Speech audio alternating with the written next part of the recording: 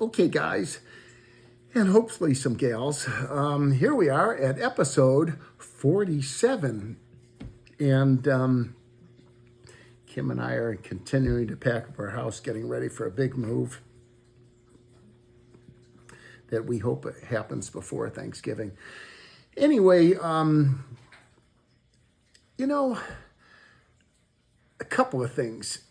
And it's not going to be so much about my career tonight, but I had an interesting private message from somebody on one of the He-Man sites, and he said, "Jack, you're coming up on episode 50." He says, "Are you going to do anything special for episode 50?" I PM'd him back. I said, "You know what? At my age, the thing that's special is if I'm still above ground." But, I jest, my doctors all say, "Oh, Jack, you're gonna hit over 100 the way that you're going." I said, "I don't know if Kim can handle me going to 100. But anyway, we're working hard around the house, getting everything loaded up. So I want to talk a little bit tonight, reflecting back over, these last 46 installments that I've had so much fun sharing my life in the world of animation with all of you. And, I started thinking about it. And I know sometimes I sound like, and I was so tough. And I don't want to use the word hardened, but, bring me my battle armor. That's the way it is. I was like Yul Brynner chasing after Moses and the Ten Commandments. God, if you haven't seen that version, you certainly should. But you had to be in order to survive in that business. It was and is so competitive, and I alluded to it with Kim, but it was so true for me that I grew up believing in the golden rule: do unto others as you would have them do unto you. And when I got to LA, man, I learned really, really fast: do unto others before they do unto you. And yeah, I was responsible for getting a couple people removed from their position who deserved to be removed from their position. And, I got, a pretty good head of steam and felt that, I had golden fingers and I'm fast and I'm talented and everything else. And, I got pretty tough, and I don't want to say full of myself, but, pretty impressed with myself. And I think it was deserved. And I lost some of, softness is probably the wrong word, but,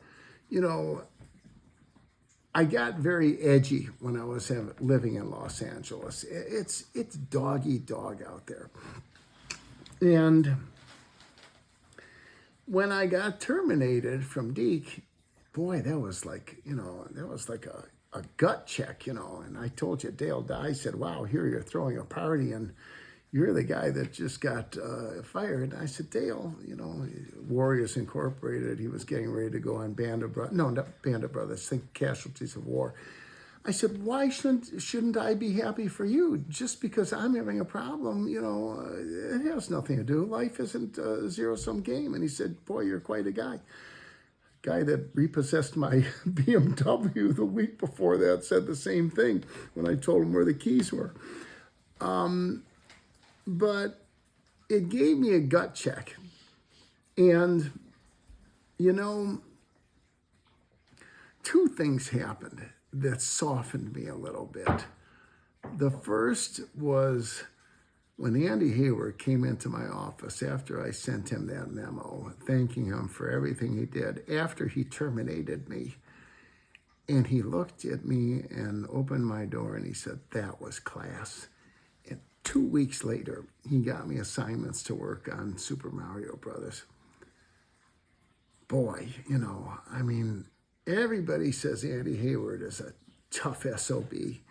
And he is. And you got to be to survive in this business.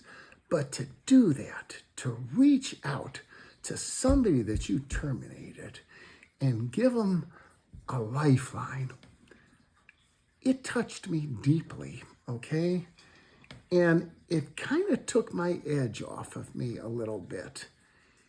And then, all of a sudden, wow, whew, I'm going from pushing a shopping cart to get my groceries to, moving to Palm Springs, getting a beautiful house down there, and everything that I did with Mighty Morphin Power, not Mighty Morphin Power Rangers. We haven't gotten there yet, but everything I did with New Adventures of He-Man and all the other shows I'm doing for Jean. And then Jean had me go over to Paris for about a month to work on Heroes on Hot Wheels, Michelle Valiant, joint production with Mattel and Haim Saban. And the French have a reputation. I don't know if it's deserved or not, but they have this reputation that they're pompous, okay? And, there's a lot of Americans that'll say that the French would be goose-stepping if it wasn't for America during World War II. And there's probably some truth in that. And the French have a reputation for, being a little pompous, being a little bit aloof. Gosh, if you haven't watched Emily in Paris, you gotta stream that series. It's on Netflix. And it's a little piece of French pastry. It's adorable about this gal that lives in Chicago, and through happenstance, she gets sent over to Paris to work there, and she doesn't know how to speak French or anything. And her relationship with the people that she works with was kind of what I had perceived the French were like, even though I knew Jean, And I remember I went to MIP Television, MIP TV, a convention. They have 2 a year. Now I think there's only one. It's in London now, but it used to be in Cannes, France. And you would have 15,000 people come over, with different broadcast networks, and we'd sell all of our different shows there. And I remember I was pitching to somebody, and he was a French gentleman at one of the broadcast networks. And I said, we're here to sell the foreign rights to one of our shows. And he was quiet for a second. And sometimes when somebody's quiet for a second, if you listen well, you realize that they've got something important to impart to you. And after a short pause, he said, don't say you're here to sell the foreign rights. As far as we're concerned, you're the one who is foreign. You're here to sell international rights. And I thought, son of a gun, he's right. I'm being ethnocentric, that America is the one that's selling the foreign rights. And that was my first little wake-up call about the French. And then Jean sends me over to Paris. And, look, I'm staying in his chateau, and, in the morning, the ladies are bringing in silver platters with my eggs Benedict and whatever else, and the fireplace is going in my suite at his chateau. But the best times that I had were the times that I was spending in Paris and getting to know people. And two of the people that I got to know in France were the French writers, Prive and Vanetti. And, I'm sure that in France, these guys were, esteemed writers. But, and again, it's going to sound ethnocentric, but America really sets the standards, the broadcast standards. The standards are quality. The standards are writers. The standards are producers. Okay, there's only one Spielberg. There's only one Lucas. There's only one Geffen. And it was like the JV team, okay? Nice guys. And I met with them. And we talked about different, we were talking business. We were talking about different different springboards that we were going to do for the series. 65 episodes I was going to write. Whew, man, another godsend. And boy, when I wrote those episodes, they went like on greased rails. And we finished having a great meeting, and these were really nice guys. And, I'm fortunate that I speak French, and they would speak like in broken English, but we got along just fine, And we finished the meeting. We were at Jean's headquarters in downtown Paris. And we finished, and Vanetti said to me, Jack, what are you doing for the rest of the evening?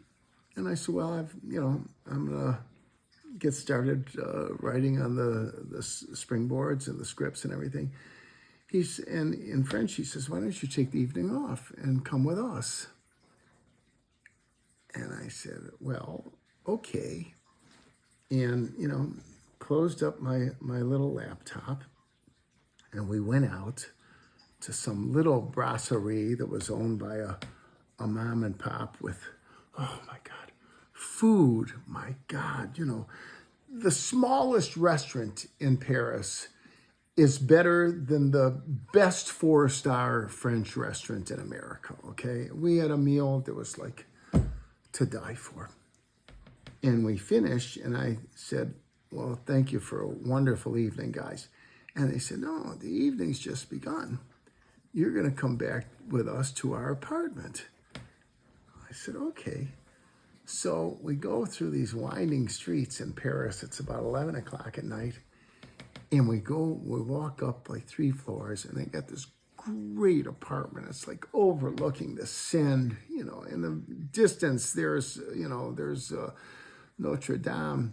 And they've got a pool table in the middle of their living room, These are 2 French bachelors, okay? So they open up a bottle of wine, and we spend the next 2 hours shooting pool. And I don't remember what we were talking about, but what I do remember that was whatever it was wonderful. It had nothing to do about business. It just had to do with 3 guys who were so fortunate to be able to make their livelihood writing and using their skills and their crafts and their talents.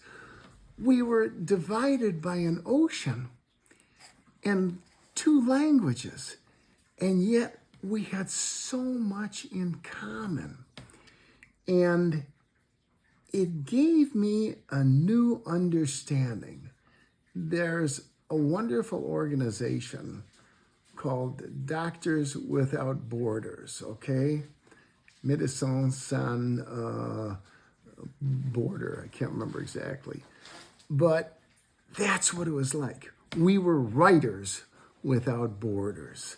And it helped to soften me. And in years to come, I went from do unto others as you would have do others do unto you, to do unto others before they do unto you, to do unto others as they do unto you. And they did unto me so nicely that night. I will never forget it. Hope you enjoyed this very different kind of an episode. Kim's telling me that you have to check like and subscribe. Okay, see you guys soon. Take care.